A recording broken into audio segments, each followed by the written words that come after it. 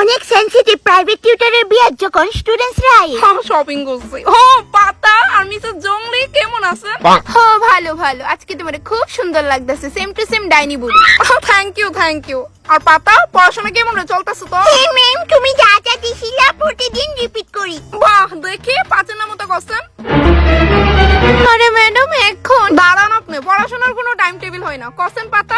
5 ওকে 5 আর 5 দোকানে 7। বেটটা কই আমার? এত করে শিখাইছি, এই নে শিখছস? হ্যাঁ আরে ম্যাডাম, আজকের দিনটা তো আপনি অন্তত চলো মা আমরা ওইদিকে যাই। 5 দোকানে 9 হয়, তাই এনো 7 কয়। এরপর তো কোনো মাস্টার বালানা।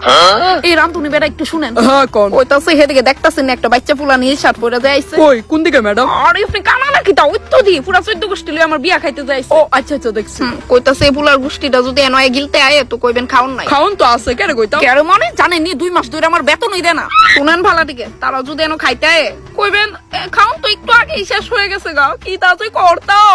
কিটা কইবেন? খাউন তো একটু আগে শেষ হয়ে গেছে গা, কি তা যে করতাম। একদম রাইট। এমন ওই যদি চলতে থাকে পরীক্ষা ফেল। আচ্ছা শুন, অঙ্ক বই আনছো? বিয়া বাড়িতে অঙ্ক বই? আচ্ছা লাগতো না, চল আমার রুমে, আজকে তোরা বীজগণিত আমি বুঝাই ওই ছাড়ব। কিন্তু ম্যাম তোমার তো আজকে বিয়া। আর এই তো ছাড়বি আটিয়া, বিয়ে 100 বার হইব, তুই চল।